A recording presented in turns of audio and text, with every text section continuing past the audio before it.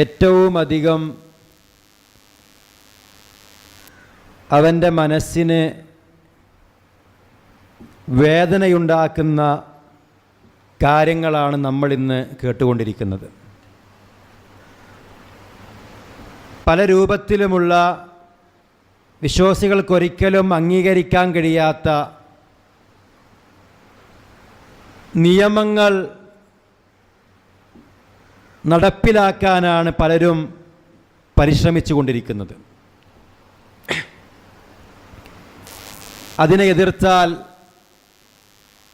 അത് മുസ്ലിമിനെ അടിക്കാനുള്ള ഒരു വടിയായി അവർ കാണുകയും അത്തരം എതിർപ്പുകളെ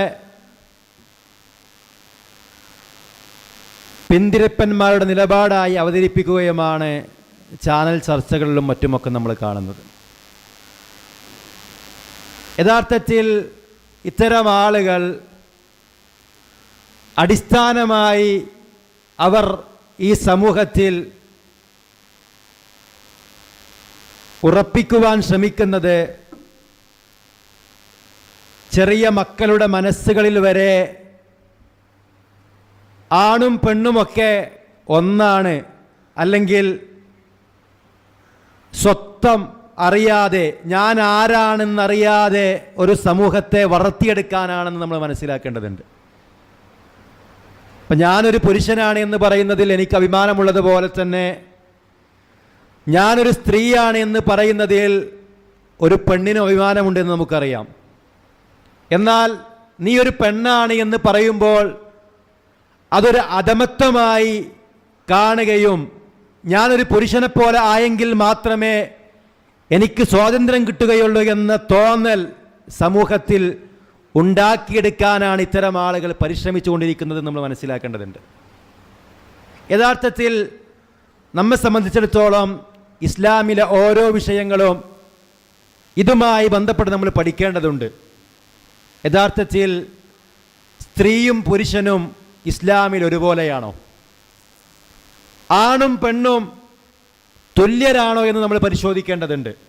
നമുക്കറിയാം, ഒരു ആയത്തും നമ്മൾ പഠിച്ചില്ലെങ്കിലും, ഒരു ഹദീസും നമ്മൾ പഠിച്ചില്ലെങ്കിലും, ഒരു ഗ്രന്ഥവും നമ്മൾ വായിച്ചില്ലെങ്കിലും, ആരും നമുക്ക് പറഞ്ഞു തന്നില്ല എങ്കിലും ഏതൊരു മനുഷ്യനും അറിയാം, സൃഷ്ടിപ്പിൽ തന്നെ ആണ് വേറെയാണ്, പെണ്ണ് വേറെയാണ് എന്ന്. അല്ലാഹു തആല പറയുന്നു, വലൈസ ദക്കറു കൽ ഉൻസ, ആണ് പെണ്ണിനെ പോലെയല്ല. സൂറത്ത് ആല ഇമ്രാനിൻ്റെ 36-ാമത്തെ ആയത്താണ്. ആണിൻ്റെ ശരീരഘടനയും പെണ്ണിൻ്റെ ശരീരഘടനയും വ്യത്യാസമുണ്ടെന്ന് എല്ലാവരും അംഗീകരിക്കുന്നുണ്ട്.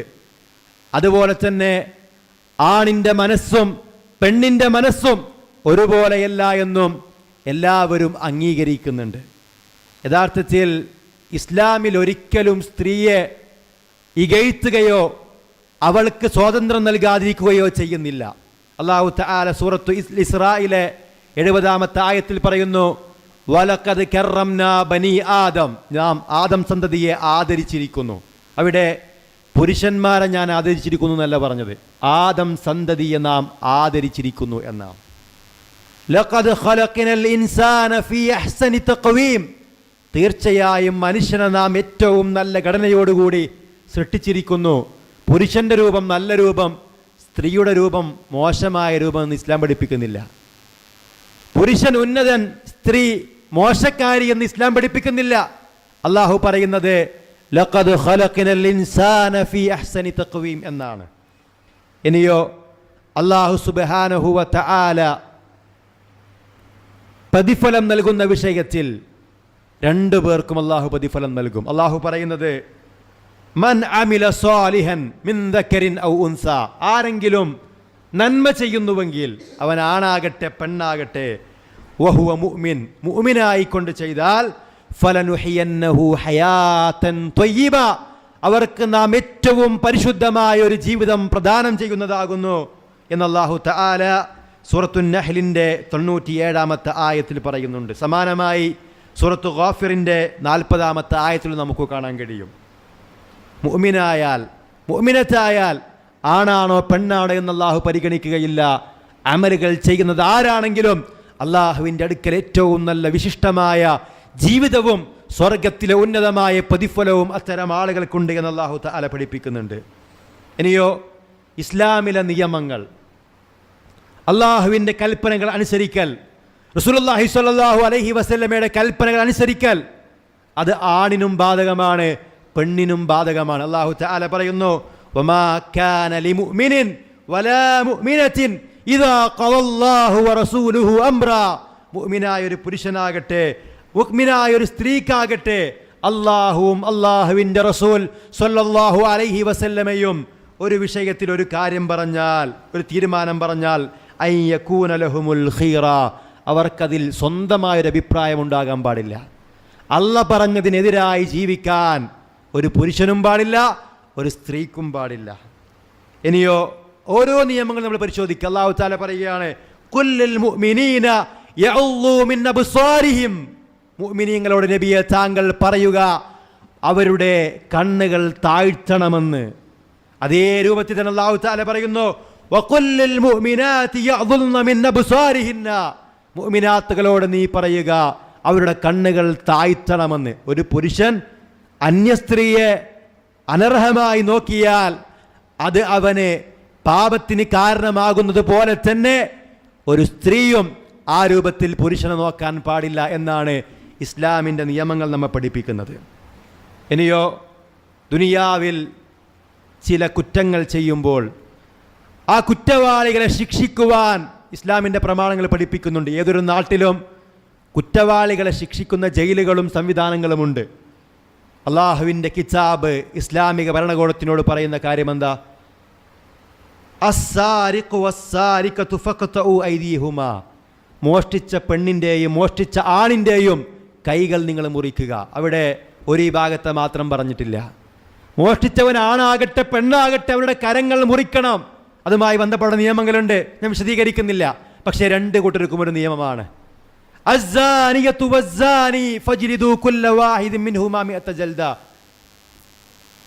വ്യഭിചാരിയായ സ്ത്രീയാകട്ടെ വ്യഭിചരിക്കുന്ന പുരുഷനാകട്ടെ വിവാഹിതരല്ലാത്തവരെ സംബന്ധിച്ചാണ് ഇത് പറയുന്നത് കേട്ടോ. അവരെ 100 അടി അടിക്കുക എന്നുള്ളതാണ്. അത് രണ്ട് കൂട്ടർക്കും ഒരേ രൂപത്തിലുള്ള നിയമമാണ്. ഇനിയോ സ്ത്രീകളുമായി ബന്ധപ്പെട്ട് സ്ത്രീകൾക്ക് ജനിക്കാൻ പോലും അല്ലെങ്കിൽ ഇവിടെ ജീവിക്കുവാൻ പോലും അവകാശമില്ലാത്തൊരു കാലഘട്ടമുണ്ടായിരുന്നു. ജാഹിലിയ കാലഘട്ടത്തിൽ എല്ലാവരും അല്ലെങ്കിലും ഒരു വിഭാഗം ആളുകൾ ജനിച്ചത് പെൺകുട്ടിയാണെന്നറിഞ്ഞാൽ ജീവനോടുകൂടി കുഴിച്ചുമൂടിയിരുന്നു. അള്ളാഹു ഇതിനെപ്പറ്റി പറഞ്ഞത്, വൈദാ ബുശ്ശിറ അഹദുഹും ബിൽ ഉൻസാ വല്ല വജ്ഹുഹു മുസ്വദ്ദൻ വഹുവ കലീം. അവരിൽ ആർക്കെങ്കിലും ഒരാൾക്ക് ഒരു പെൺകുട്ടിയെ സംബന്ധിച്ച് സന്തോഷ വാർത്ത അറിയിക്കപ്പെട്ടാൽ, ആ പ്രയോഗം നോക്കണേ, പെൺകുട്ടിയെ സംബന്ധിച്ച് സുവിശേഷം അറിയിക്കപ്പെട്ടാൽ പെൺകുട്ടി സന്തോഷമാണ്, സൗഭാഗ്യമാണ് എന്നാണ് ഇസ്ലാമിൻ്റെ പ്രമാണങ്ങൾ പഠിപ്പിക്കുന്നത്. അവൻ്റെ മുഖം കറുത്ത് കരിവാളിക്കും. അവനിങ്ങനെ ചിന്തിക്കും, ഈ കുട്ടിയെ ഞാൻ അപമാനം സഹിച്ചുകൊണ്ട് പോറ്റണമോ അല്ല മണ്ണിൽ കുഴിച്ചു മൂടണമോ എന്ന്. അല്ലാഹ് പറയുന്നു, ആ മനുഷ്യൻ തൻ്റെ കുഞ്ഞിനെ ജീവനോടുകൂടി കുഴിച്ചു മൂടും. അവൻ തീരുമാനിക്കുന്നത് എന്താ? ആ കുഞ്ഞിനെ കൊല്ലണമെന്നാണ്. ഇങ്ങനെയുള്ളൊരു കാലഘട്ടം. അല്ലാഹു പറയുക, ഇദൽ മൗഊദതു സുഇലത്. ജീവനോടുകൂടി കുഴിച്ചു മൂടപ്പെട്ട പെൺകുഞ്ഞ് ചോദിക്കപ്പെടും, ബിഅയ്യി ദംബിൻ ഖുതിലത്. ഏതൊരു കാരണത്താലാണ് നീ കൊല്ലപ്പെട്ടത് എന്ന്. അത് ആൺകുട്ടിയാണെങ്കിലും പെൺകുട്ടിയാണെങ്കിലും കൊലപാതകം വലിയ പാപമാണ്. എന്നാൽ ആ സമൂഹത്തിൽ പെൺകുഞ്ഞുങ്ങളെ കൊന്നവരുണ്ടായിരുന്നു. അവർക്ക് താക്കീത് നൽകിക്കൊണ്ടാണ് ഈ ആയത്ത് ഇറങ്ങിയത്. മാത്രമല്ല അല്ലാഹു പറയുന്നത്, ആകാശഭൂമികളുടെ അധികാരം അല്ലാഹുവിന്റെ അടുക്കലാണ്. യഖ്ലുഖു മാ യശാ, അവൻ ഉദ്ദേശിക്കുന്നത് അവൻ സൃഷ്ടിക്കുന്നു. യഹബു ലിമൻ യശാഉ ഇനാസൻ വയഹബു ലിമൻ യശാഉ ദുകൂർ. അല്ലാഹു ഉദ്ദേശിക്കുന്നവർക്ക് അല്ലാഹു തആല പെൺമക്കളെ നൽകും. അല്ലാഹു ഉദ്ദേശിക്കുന്ന ആളുകൾക്ക് അല്ലാഹു തആല ആൺമക്കളെ നൽകും. ഔ യുസവ്വിജുഹു ദുക്റാനൻ വഇനാസ. ചില ആളുകൾക്ക് അല്ലാഹു തആല ആൺമക്കളെയും പെൺമക്കളെയും നൽകും. ഇപ്പോൾ ചില ആളുകൾ നമ്മൾ ചോദിക്കും, നിങ്ങൾക്ക് എത്ര മക്കളാ? എനിക്ക് 3 ആൺമക്കളാ. നിങ്ങൾക്കോ? എനിക്ക് 3 പെൺമക്കളാ. നിങ്ങൾക്കോ? എനിക്ക് 2 ആണും 1 പെണ്ണും, അല്ലെങ്കിൽ 2 പെണ്ണും 1 ആണുമാണ് എന്നൊക്കെ പറയും. എന്നാൽ വയജഅലു മൻ യശാഉ അഖീമ, ചില ആളുകൾ അല്ലാഹു തആല വന്ധ്യരാക്കും. ഇതൊക്കെ അല്ലാഹുവിൻ്റെ തീരുമാനമാണ്. എല്ലാത്തിലും ഖൈറുണ്ടായിരിക്കും. അപ്പോൾ ആണും അല്ലാഹുവിൻ്റെ അനുഗ്രഹമാണ്, പെണ്ണും അല്ലാഹുവിൻ്റെ അനുഗ്രഹമാണ്. എല്ലാം അല്ലാഹുവിൻ്റെ ഏറ്റവും വലിയ ദൃഷ്ടാന്തവുമാണ് എന്ന് നമ്മൾ മനസ്സിലാക്കേണ്ടതുണ്ട്. അപ്പോൾ ജീവിക്കുവാനുള്ള അവകാശം പെണ്ണിന് ഇസ്ലാം നൽകി. ഇനിയോ ജാഹിലിയ കാലത്ത് സ്ത്രീയുടെ അവസ്ഥ എന്തായിരുന്നു നമ്മൾ മനസ്സിലാക്കണം. ഇസ്ലാമിൽ സ്ത്രീക്ക് സ്വാതന്ത്ര്യം നൽകുന്നില്ല എന്ന് പറയുന്ന ആളുകൾ അള്ളാഹുവിൻ്റെ റസൂൽ സല്ലല്ലാഹു അലൈഹി വസല്ലമ മക്കയിലേക്ക് കടന്നു വരുമ്പോൾ അന്ന് സ്ത്രീകളുടെ അവസ്ഥ എന്തായിരുന്നു? സ്ത്രീക്ക് ഒരു അവകാശം ഉണ്ടായിരുന്നില്ല. ഒരു ഭൗതികമായ വിഭവം, ഒരു പുരുഷൻ്റെ ലൈംഗിക ദാഹം തീർക്കാനുള്ള ഒരു യന്ത്രം പോലെയായിരുന്നു അവർ സ്ത്രീനെ കണ്ടത്. ഒരു സ്ത്രീയെ ഒരുപാട് പുരുഷന്മാർ സമീപിക്കും, എന്നിട്ട് ഏതെങ്കിലും ഒരു പുരുഷനിലേക്ക് ആ കുഞ്ഞിനെ ആ സ്ത്രീ ആരോപിക്കും. ഇത് ഇന്നാളുടെ മകനാണ് അല്ലെങ്കിൽ ഇന്നാളുടെ മകളാണ് എന്ന് പറഞ്ഞ് ആരോപിക്കുന്ന ഒരവസ്ഥ. ഒരാൾ മരിച്ചാൽ അയാളുടെ സ്വത്ത് ഓഹരി വെക്കുന്നതിൻ്റെ കൂടെ അയാളുടെ പെണ്ണിനെയും ഓഹരി വെക്കും. അങ്ങനത്തെ ഒരു കാലഘട്ടം ഉണ്ടായിരുന്നു. സ്ത്രീക്കൊരവകാശവും നൽകാതിരുന്ന ഒരു കാലഘട്ടത്തിൽ സ്ത്രീയെ ആദരിച്ചു ഇസ്ലാം. മാത്രവുമല്ല റസൂലുള്ളാഹി സ്വല്ലല്ലാഹു അലൈഹി വസല്ലമ പറയുകയാണ്, ഒരാൾക്ക് 2 പെൺമക്കളുണ്ടെങ്കിൽ, നമ്മൾ ശരിക്കും മനസ്സിലാക്കണം, അള്ളാഹുവിൻ്റെ റസൂൽ സല്ലല്ലാഹു അലൈഹി വസല്ലം പറയുന്നത് ഒരാൾക്ക് 2 പെൺമക്കളുണ്ടെങ്കിൽ ആ പെൺമക്കളെ കൃത്യമായി അയാളെ പോറ്റുകയും ചെയ്താൽ അവൻ സ്വർഗത്തിൽ എൻ്റെ കൂടെ ഇതുപോലെയായിരിക്കുമെന്ന് പറഞ്ഞ് നബി സല്ലല്ലാഹു അലൈഹി വസല്ലം തൻ്റെ വിരലുകൾ കാണിച്ചു എന്നാണ്. നബി സല്ലല്ലാഹു അലൈഹി വസല്ലമയുടെ സാമീപ്യം ലഭിക്കുവാൻ കാരണമാകുന്ന കാര്യമാണ് ഒരു സ്ത്രീയെ അല്ല 2 സ്ത്രീകളെ 2 പെൺമക്കളെ പോറ്റുക എന്ന് നബി സല്ലല്ലാഹു അലൈഹി വസല്ലം പഠിപ്പിക്കുക. മൻ ആല ജാരിയതൈനി ഹത്താ തബ്ലുഅ ജാഅ യൗമൽ ഖിയാമത്തി അന വഹുവ വളമ്മ അസാബിഅഹു എന്ന ഹദീസിൽ നമുക്ക് കാണാൻ കഴിയും. സ്വഹീഹ് മുസ്ലിമിലെ 2631 ഹദീസാണ്. അപ്പോൾ ഒരു മകൾ എന്ന നിലയിൽ ആ സ്ത്രീയെ അള്ളാഹുവിൻ്റെ ദീൻ ആദരിച്ചു. നബി സല്ലല്ലാഹു അലൈഹി വസല്ലമയുടെ മകളാണ് ഫാത്തിമ റളിയല്ലാഹു അൻഹ. അല്ലേ, നീ എൻ്റെ കരളിൻ്റെ കഷ്ണമാണ് എന്നാണ് റസൂലുള്ളാഹി സ്വല്ലല്ലാഹു അലൈഹി വസല്ലമ ഫാത്തിമ റളിയല്ലാഹു അൻഹയെ വിളിച്ചതെന്ന് നമുക്ക് കാണാൻ കഴിയും. ഇപ്പോൾ സ്ത്രീയെ ഒരു മകൾ എന്ന നിലയിൽ ആദരിച്ചു. ഇനി ഒരു ഭാര്യ എന്ന നിലയിൽ ഇസ്ലാം സ്ത്രീക്ക് എത്രമാത്രം അവകാശങ്ങൾ നൽകിയ അറബിയിലെ പ്രയോഗം തന്നെ സൗജത്ത് എന്നാണ്. ഒരാൾക്കൊരാളേക്കാൾ മേൽക്കൊയ്മയില്ല, അല്ലെങ്കിൽ ഒരാൾ അടിച്ചമർത്തി ആ അർത്ഥത്തിൽ വളർത്തേണ്ടവരല്ല. ഹുന്ന ലിബാസുല്ലക്കും വഅൻതും ലിബാസുല്ലഹുന്ന, നിങ്ങൾ അവർക്കും അവർ നിങ്ങൾക്കും വസ്ത്രമാണ് എന്ന് അല്ലാഹു തആല പഠിപ്പിച്ചു. നബി സല്ലല്ലാഹു അലൈഹി വസല്ലമ പറയുകയാണ്, നബി സല്ലല്ലാഹു അലൈഹി വസല്ലം പറയുന്നത് ഖിയാറുക്കും നിസായിഹിം, നിങ്ങൾ ഏറ്റവും ഉത്തമർ നിങ്ങളുടെ ഭാര്യമാരോട് ഏറ്റവും നല്ല രൂപത്തിൽ വർത്തിക്കുന്നവരാണ്, ഏറ്റവും നല്ല സ്വഭാവത്തോടു കൂടി അവരോട് പെരുമാറുന്നവരാണ് എന്നാണ്. ഒരു സ്ത്രീ ഒരു പുരുഷനെ വിവാഹം കഴിക്കണമെങ്കിൽ ആ സ്ത്രീക്ക് ആ നാട്ടിൽ മാന്യമായി നൽകപ്പെടുന്ന, അവിടുത്തെ ഉറഫനുസരിച്ച് നൽകപ്പെടുന്ന മഹർ അവൾക്ക് നൽകേണ്ടതുണ്ട്. അല്ലെങ്കിൽ ആ സ്ത്രീ തൃപ്തിപ്പെടുന്നൊരു മഹർ നൽകേണ്ടതുണ്ട്.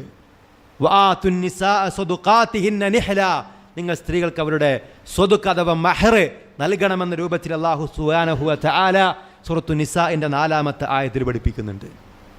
ഒരു സ്ത്രീ ഒരിക്കൽ നബി സല്ലല്ലാഹു അലൈഹി വസല്ലമിന്റെ അടുക്കൽ വന്ന് പറഞ്ഞു, നബിയെ, എൻ്റെ ഉപ്പ ഞാൻ ഇഷ്ടപ്പെടാത്ത ഒരാളെ കൊണ്ട് എൻ്റെ വിവാഹം ഉറപ്പിച്ചിരിക്കുന്നു എന്നാണ്. നബി സല്ലല്ലാഹു അലൈഹി വസല്ലമ ചോദിച്ചു, അല്ല നിനക്കതിന് പിന്മാറണോ? അപ്പോൾ ആ സ്ത്രീ പറഞ്ഞു, എനിക്ക് പിന്മാറേണ്ടതില്ല. നബി സല്ലല്ലാഹു അലൈഹി വസല്ലം പറഞ്ഞു, അങ്ങനെ നിർബന്ധിക്കാനുള്ള അവകാശമില്ല എന്ന് അറിയിക്കുന്നുണ്ട്. ആ സ്ത്രീ പറയാണ്, ഈ ഒരു അവസ്ഥ ഒരു സ്ത്രീക്കും വരാതിരിക്കാനാണ് ഞാൻ ഇങ്ങനെ പറഞ്ഞത് എന്നാണ്. ഒരു സ്ത്രീക്ക് ഇഷ്ടപ്പെട്ട ഭർത്താവിനെ തിരഞ്ഞെടുക്കാനുള്ള അവകാശം ഇസ്ലാം നൽകുന്നുണ്ട്.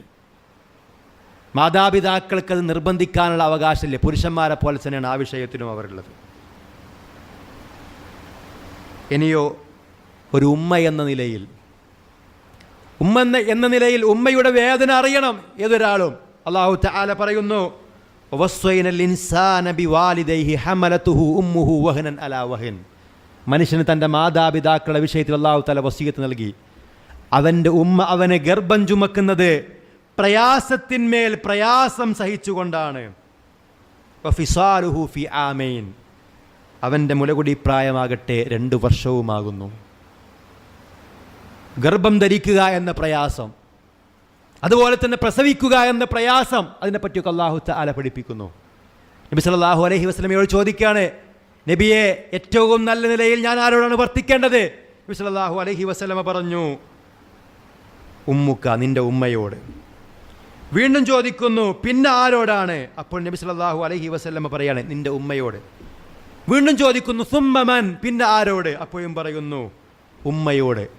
പിന്നെ ചോദിച്ചപ്പോൾ പറഞ്ഞു സുമ്മ അബൂക്ക്, നിന്റെ ഉപ്പയോട്. പണ്ഡിതന്മാർ വിശദീകരിക്കുകയാണ്, ഉപ്പാക്ക് ചെയ്യാൻ കഴിയാത്ത 3 കാര്യങ്ങൾ ഉമ്മാക്ക് മാത്രമേ ചെയ്യാൻ കഴിയുള്ളൂ.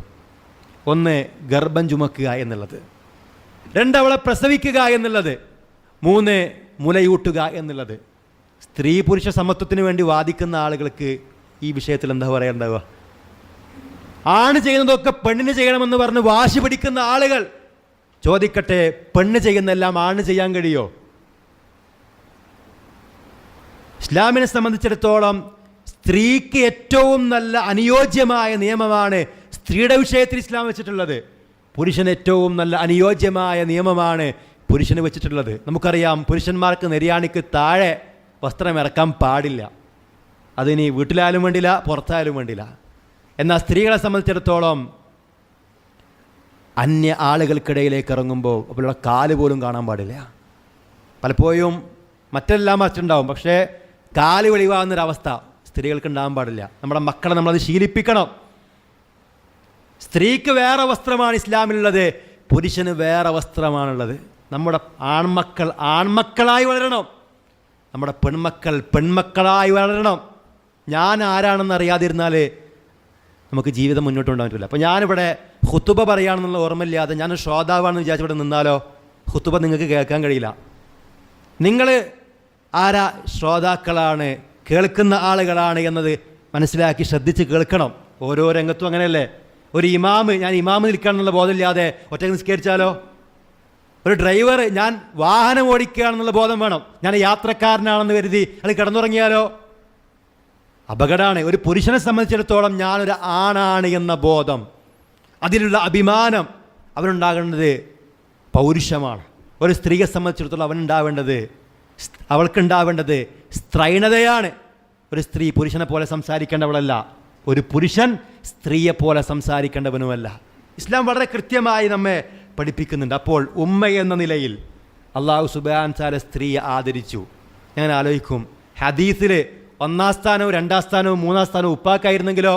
ഇസ്ലാമിൻ്റെ വിമർശകർ എടുത്തു വരും, ഇതാ ഇസ്ലാം സ്ത്രീയെ അനാദരിക്കുന്നു എന്ന് പറഞ്ഞുകൊണ്ട്.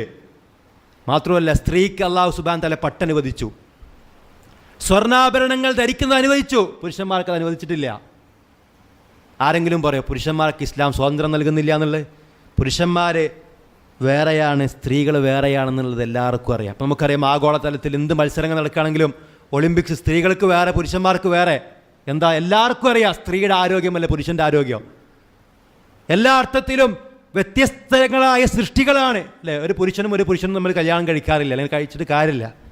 ഒരു സ്ത്രീയും തമ്മിൽ വിവാഹം കഴിക്കൂല. കഴിക്കുന്ന ആളുകളുണ്ട്, അവരെ പറ്റിയല്ല നമുക്ക് ചർച്ചയില്ല. ബുദ്ധിയും കഥയുള്ള ആരും വിവാഹം കഴിക്കുക. കാരണം സ്ത്രീയും പുരുഷനും ഈ സമൂഹത്തിൽ രണ്ടും അനിവാര്യമാണ്, രണ്ടും പരസ്പര പൂരകങ്ങളാണ് എന്ന് നമുക്ക് മനസ്സിലാക്കാൻ കഴിയും. ഇന്ന് വരുത്തി തീർക്കുന്നത് എന്താ?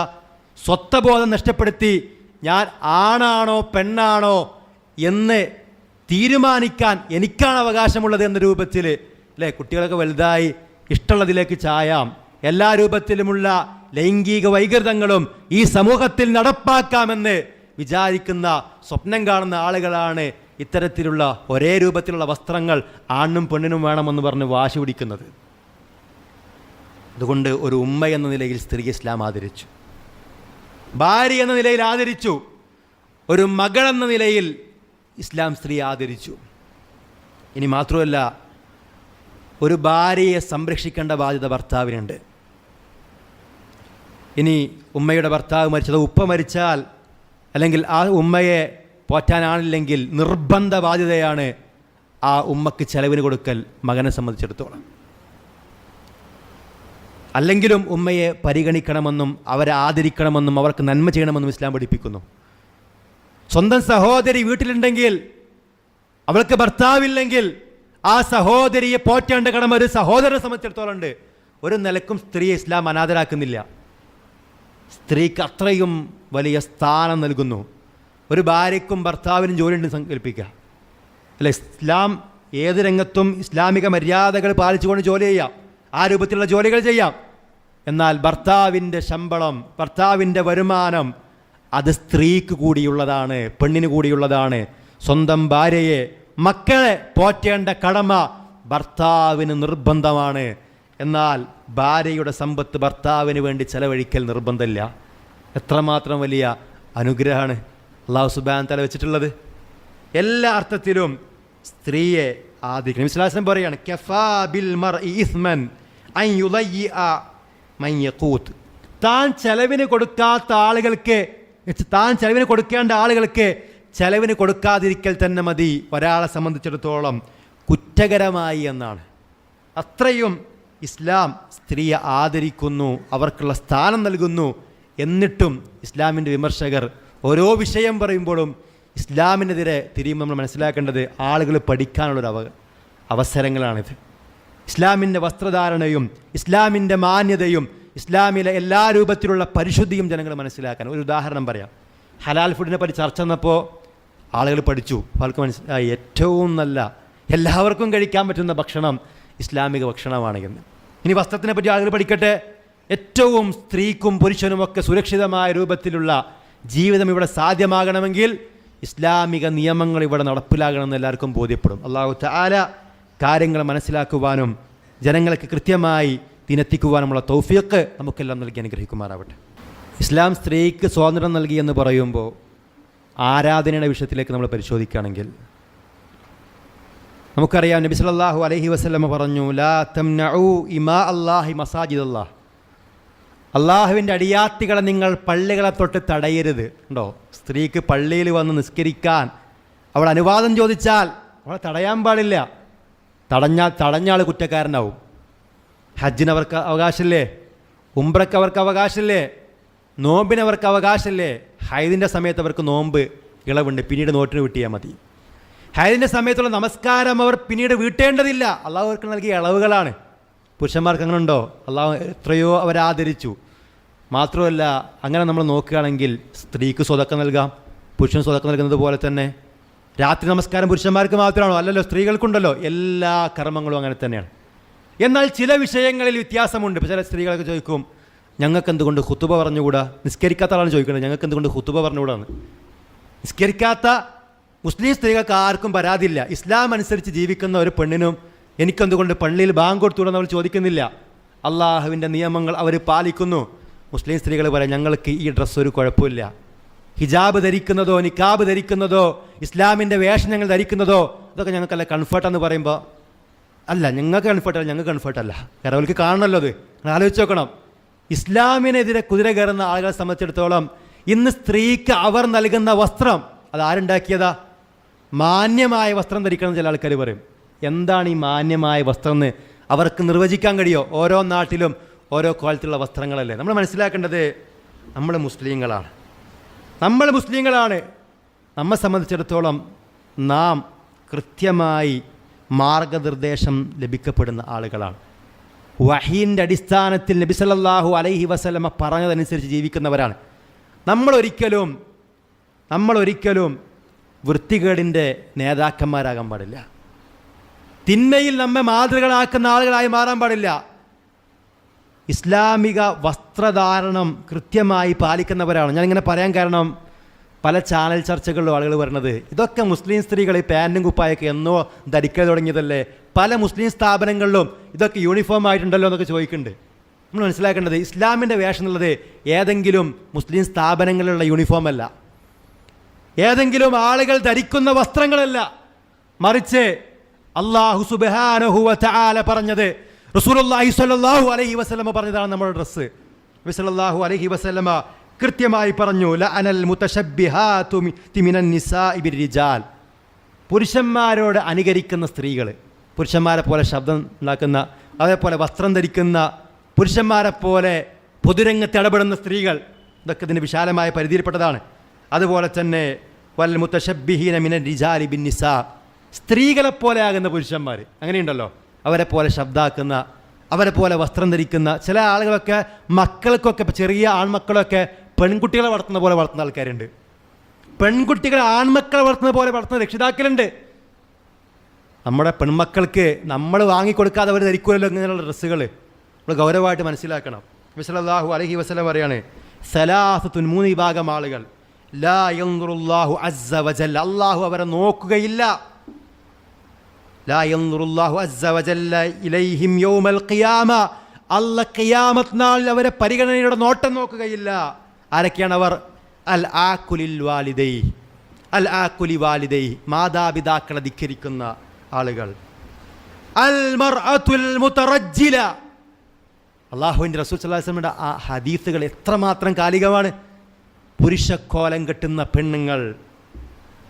വദ്ദയ്യൂസ്, എന്താ ദയ്യൂസ് എന്ന് പറഞ്ഞാൽ കൂട്ടിക്കൊടുപ്പുകാരൻ എന്ന് പറഞ്ഞാൽ തൻ്റെ ഭാര്യയെ, മക്കളെ, അതുപോലെ തന്നെ സഹോദരിമാരെ മറ്റുമൊക്കെ തിന്മയ്ക്ക് വേണ്ടി കൂട്ടിക്കൊടുക്കുക. അവരുടെ ശരീരം മറ്റുള്ളവർക്ക് പ്രദർശിപ്പിക്കുവാൻ വേണ്ടി തുറന്നിട്ട് കൊടുക്കുന്ന ആൾക്കാർ. അള്ളാഹു നമ്മെ കാത്തുരക്ഷിക്കുമാറാവട്ടെ. ആരും മനഃപൂർവ്വം ചെയ്യുന്നതല്ല, പക്ഷെ അറിയില്ല. കുട്ടികളല്ലേ എന്ന് പറയും. കുട്ടി വലുതായിട്ടുണ്ടാവും, നമ്മുടെ മനസ്സിലെപ്പോഴും ആ ചെറിയ പൈതലാ.